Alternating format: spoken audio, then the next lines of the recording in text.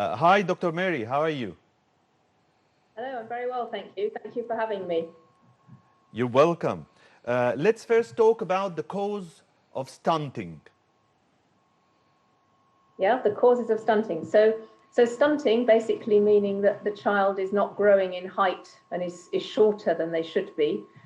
So the main cause of stunting is that the child is not getting either enough nutrition or it's not getting the right nutrition and the right nutrients and the right foods to enable it to grow. That's the most common reason, but it's a big problem worldwide. There are many millions of children whose growth is stunted, and often those children also have problems in that they live in sometimes unhygienic, poor circumstances, so that they're also very prone to getting infections. And having an infection means that you're using energy. Instead of growing, you use it to fight the infection. Having an infection may also mean that the child doesn't have any appetite and doesn't eat, and they also may not absorb the food from the gut at the same time as well. So there's a cycle really where you often have poor nutrition associated with repeated episodes of infection, and all of that means that the child's growth ends up stunted.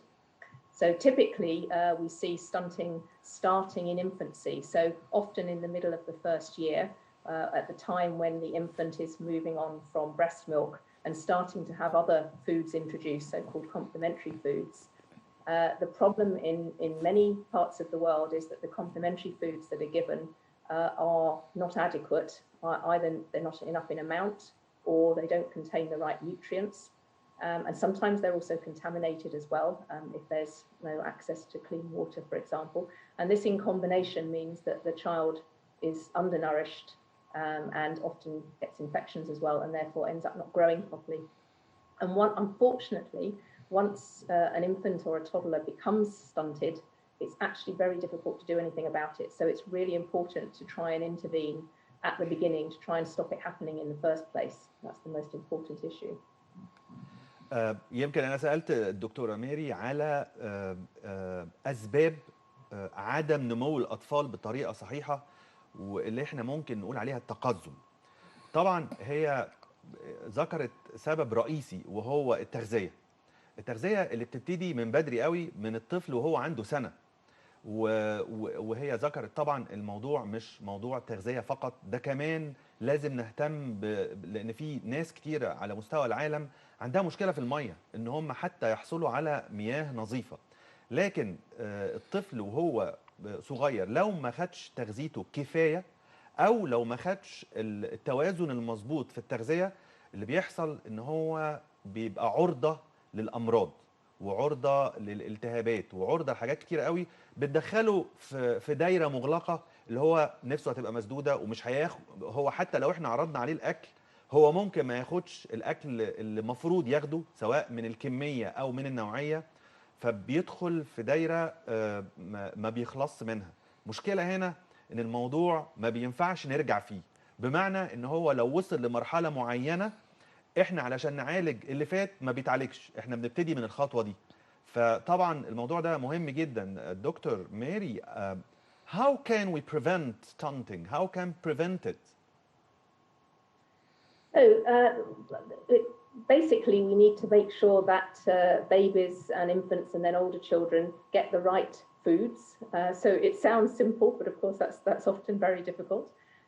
So starting right from the beginning, first of all, we want pregnant women to have a good diet and to be healthy so that the baby grows well before it's born.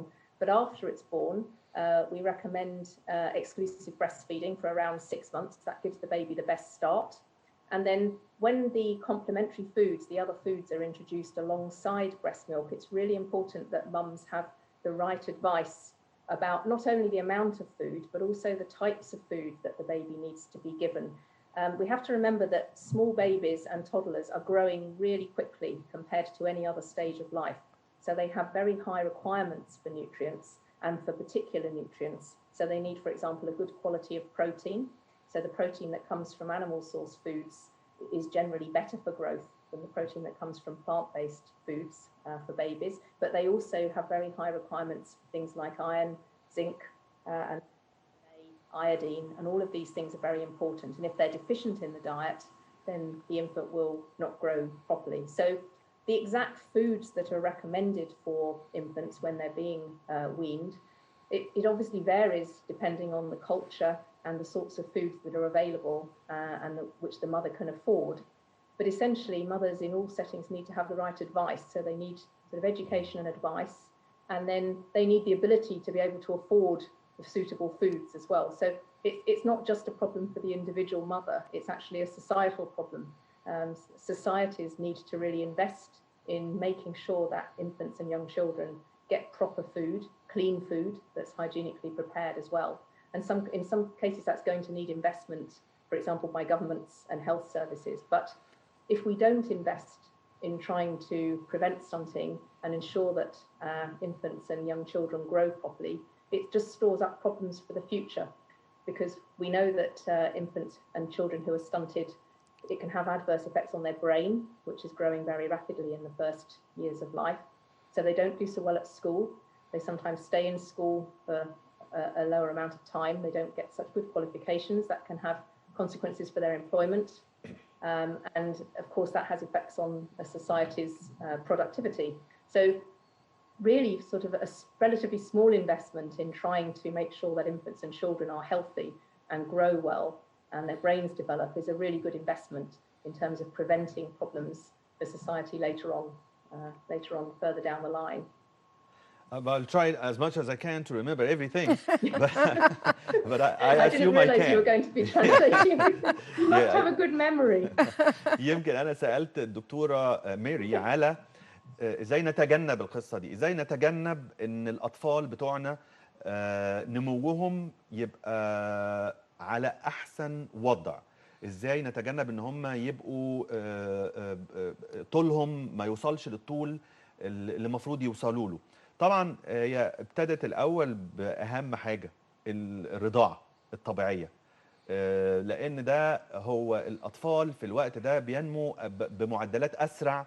يعني كل ما كان الطفل صغير نموه بيبقى معدلاته أسرع بكتير، كل شهر بيعدي لحد ما يوصل سنة وسنتين وثلاثة، فمعدلات النمو بتبقى أقل. فهو هنا بيحتاج غذاء كامل. الغذاء الكامل ده لازم يتوفر له، لأن يعني أهم حاجة هو نمو المخ بتاع الطفل، العقل بتاع الطفل. فالغذاء الكامل ده بيحتوي على كل العناصر الغذائية اللي احنا تقريبا كلنا عارفينها، البروتينات والفيتامينات والمعادن. كمان هي بتتكلم على ان مش مجرد ان الاكل يبقى كفايه ومتنوع، لا ده لازم يكون كمان نظيف، كلين، يعني مصدره موثوق فيه. ما نجيبش اكل يعني زي ما بيقولوا نجيب اكل من الشارع. احنا مش عايزين نبطل القصه دي على الاقل لاطفالنا. في نفس الوقت هي برضو ذكرت ان القصه دي مهمه جدا للمستقبل، لان الجيل الجديد ده هو اللي هيبني اي حاجه. فلازم يكون جيل صحته كويسه، صحته زي ما قالت الدكتوره عبله، صحته الجسمانيه والنفسيه. وطبعا لازم يبقى قادر ان هو يكون في يعني يعمل بشكل صحيح، علشان نقدر ناخد في الاخر اطفال اصحاء يبقوا في المستقبل شباب اصحاء. وده كل الاستثمارات اللي احنا ممكن نعملها في الوقت ده هتعود علينا وعلى الدولة بتوفير كبير جدا في عالم العلاج والصحة. Dr. Mary, thank you very much. It was a pleasure being with us, and hopefully that we can cover everything. I hope I could have covered everything, and I will continue with Dr. Abel. Thank you very much. Okay, thank you very much. Thank you, for having Mary. me. Thank you. دكتورة Bye. عبلة. Bye. Thank you for being with us, Mary. That's fine. I'm pleased to be there. I hope it's useful. Thank you. It was actually. Thank you very much.